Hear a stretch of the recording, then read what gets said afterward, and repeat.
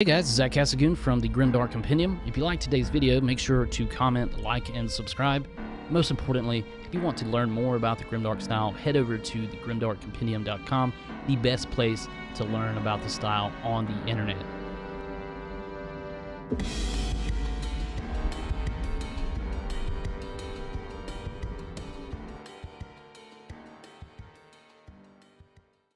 What's up guys, Zach Casagoon Miniatures back with another video tutorial, and this time we're going to be talking about some of the ideas, some of the insights I have for basing our miniatures.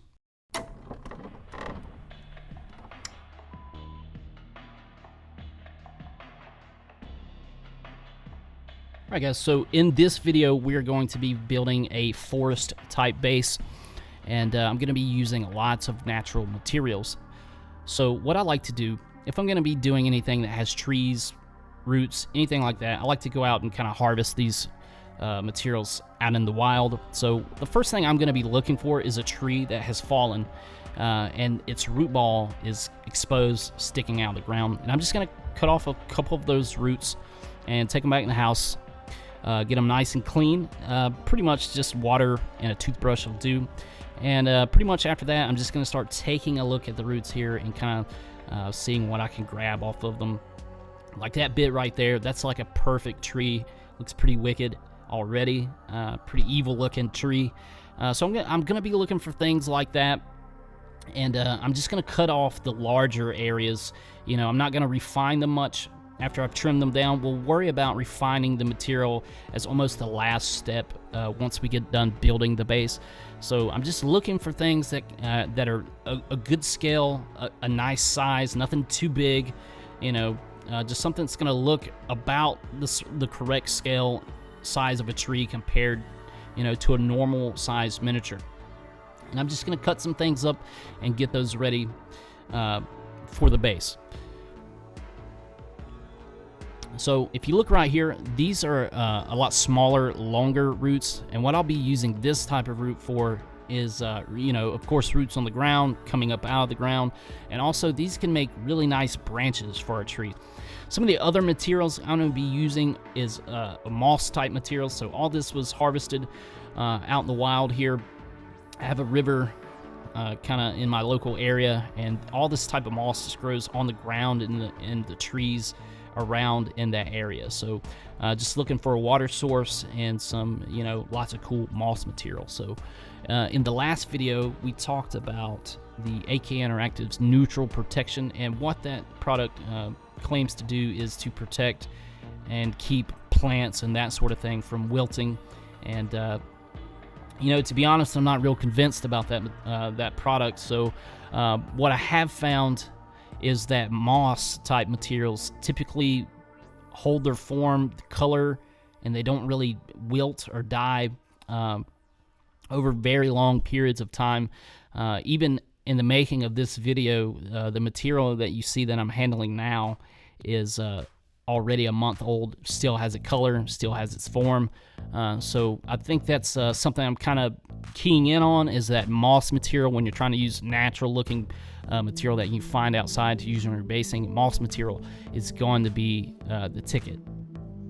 So as I said, we're going to be designing a forest type base, and when I'm designing particularly basing and that sort of thing, I like to use or I like to work large. So I like to typically I use like 5x5 pieces of wood and just build on top of that. You've probably seen me do that a couple times, but you know, in this instance I didn't really have any wood laying around that I can use, so I'm just grab the biggest base that I can find that GW makes, and we're gonna get started from there. So one of the first elements I want to talk about for basing is do not build your bases on a flat surface. You always want to just take a few minutes, use a cheap filler material, and kind of diversify the ground first. So what I mean by that is you just don't want to have just a perfectly flat ground and add like a one tuft or two tufts of grass on there and a little bit of rock and grass. You know, it just doesn't look, it looks very poorly done when you do that kind of thing. And adding just a little bit of level change to your base just takes a few minutes. You know, like I said, you can use cork And you know, we like to mask cork. We don't want it to look just like cork, but we can use it to just kind of create level changes on the ground, which is very important. So when I'm designing the base, that's the first thing I'm gonna do is take some kind of material and just create like a diverse level change on the ground, has different heights, that sort of thing. And you know, all in all, I probably spent 10 minutes on this bit right here. You know, it's good enough to go on and start working on top of. We're gonna be adding a ton of detail on top of this. It doesn't really matter what the area looks like, what the first couple steps look like. We're gonna be refining this over time and really adding a ton of detail, lots and lots of layers onto the base, and you know, just getting it looking as good as we can. One of the things I do want to speak on is when I take a look in the community, you know, not every case, but in a lot of cases, when you take a look at a very well-painted miniature that's on a playing base, the basing looks like it was almost just like an afterthought. You know, it was like not nearly the same amount of effort went into making and painting the base that went into painting the miniature. So I would definitely like to challenge you guys to kind of think about that a little bit differently.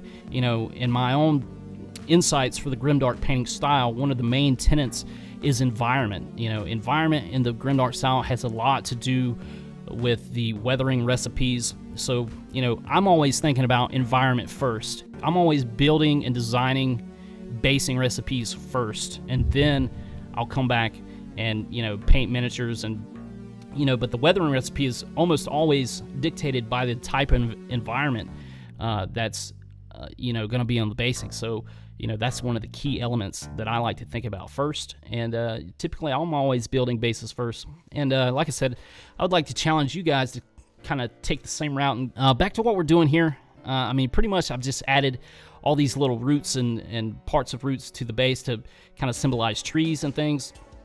And then I went back over the entire area here with Vallejo's thick mud, black thick mud. It doesn't really matter what color it is. Just went over the whole area just to, you know, give a much more interesting kind of texture to the ground here. And then I've started coming in with rocks. So the type of rock that I like to use is called paver base. I've talked about this many times. It's typically it's something you can find at a hardware store. And it's as far as, you know, in the States at least, where I get it is a place called Lowe's or Home Depot. It's called paver base, and it comes in a 50-pound bag, and it usually just has a great range of dust, sand, small ballast, middle-sized ballast, and then large rocks. So it's got basically everything you need, and so that's just what I like to use. Buy maybe like a bag of it once every. You know, I've only ever bought one bag of it, to be honest, so it lasts forever. But what I'm doing here is just adding some larger rocks first, kind of like symbolizing a path or something like that here. And then what I'm going to do after that is I'm going to come back with a mixture of water and PVA glue. And I'm just going to go over some of the areas where I want to add a little bit of a finer texture with the paver base. So the mixture for the PVA and water is pretty simple. So just a 1-to-1 mixture, and we're going to work on the areas just where we want to have that different ground texture there, and we just sprinkle different refinements of the paver base onto the base there, and just kind of create as a very diverse ground layer. So like I said, we're going to be doing many layers. You know, so this is just like the third step of the base. The base's ground texture. You know, I'm going to be putting grass over top of this, and then I'm going to be putting another layer of rock as well.